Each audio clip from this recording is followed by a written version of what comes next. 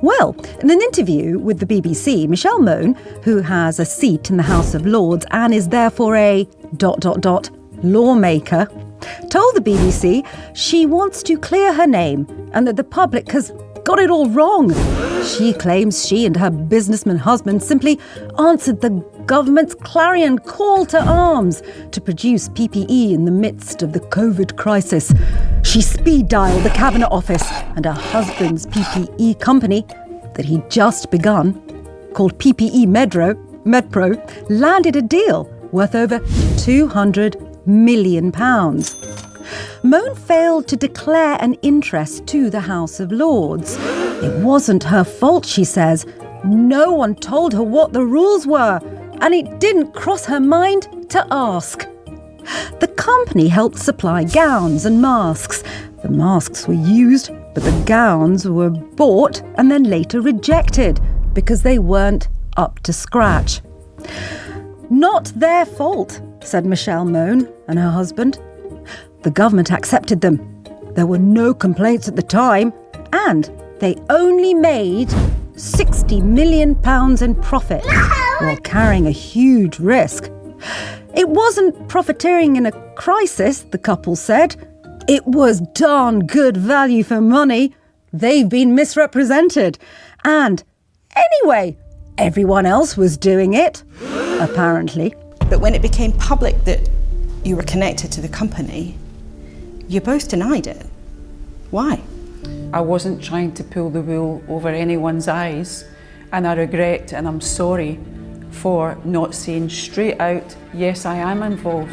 But here is the thing, dear listener. The National Crime Agency and the Department of Health have both launched investigations into PPE MedPro, Mone and her husband. By your own admission now, and for the reasons you set out, you say you wanted to help, but you used your contact with government ministers to help broker a commercial deal for a company that was to bring tens and tens of millions of pounds of profit for your husband, for your family, and you didn't tell the authorities in Parliament. To a lot of our viewers watching, that might sound like you were trading on your title and not following the rules, not declaring it all. No, absolutely not. And I was just acting the same way as every other Baroness Lord who also put names forward. There's lots of us. Since the allegations surfaced, Mone has disappeared off our shores in the UK via her super yacht into a self-imposed exile. I watched that interview this morning with, and this is putting it politely, increasing levels of consternation. You see, I do believe her when she says other politicians and rich people were doing the same thing as she was. I believe her when she says that she didn't swindle the public because she doesn't believe that she did. I don't honestly see there's a case to answer. I can't see what we've done wrong. I believe her when she says she feels hounded by journalists who, by the way, are doing their job investigating this story in the public interest.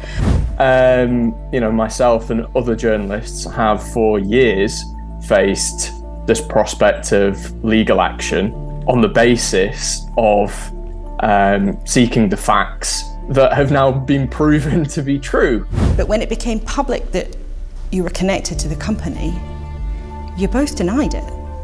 Why? I wasn't trying to pull the wool over anyone's eyes, and I regret and I'm sorry for not saying straight out, yes, I am involved. It has been admitted that Michelle Mone and her husband have a direct financial connection to this company. In fact, it seems that her husband is the beneficial owner of the company.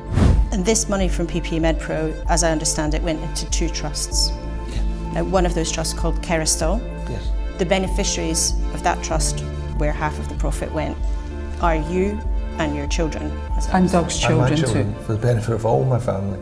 That the company has earned £65 million in profits from its £200 million in PPE deals, it's obscene. So the two contracts in total came to a value of of £202 million. And MedPro made a return on its investment of about, realistically, about 30%. That's a 30% profit margin during a public health emergency. And during that time, during the pandemic, when journalists were asking very fair questions about these contracts, like I say, we faced the prospect of very expensive legal challenges from PPE MedPro. And I think this sort of blasé response from Michelle Mone, sort of the shrugging of the shoulders and saying, oh, I'm sorry, yeah, that was the only thing that we got wrong. Well, it was a pretty fundamental thing that she got wrong. But if we were to say anything that we have done, that we are sorry for, and we should have told the press straight up, straight away, nothing to hide. And again, I'm sorry for that. And I would say is probably the core reason why she has faced the wrath of the press in subsequent times. So she can only blame herself, I think, for the treatment that she's faced. She has a belief that the rules don't apply to her, even though she is a lawmaker. She did apologise, but the apology was for listening to her advisors, who she claims told her to lie about her connection to PPE MedPro and the £60 million in profit that company made.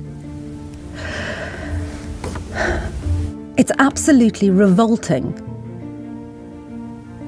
I think it is typical of the political class of this country, the money men, the money women, who are fabulously wealthy, who are involved in making the rules of the game that you and I have to and believe we should follow. Yet this class, this political class, don't believe that the rules that they make apply to them. What I think Michelle Mone should do is stop moaning. Come back to this country. Cooperate fully with investigating authorities. If she is found guilty, then pay the money back. Take the punishment. Then she may stand some small chance of rehabilitating her tattered reputation.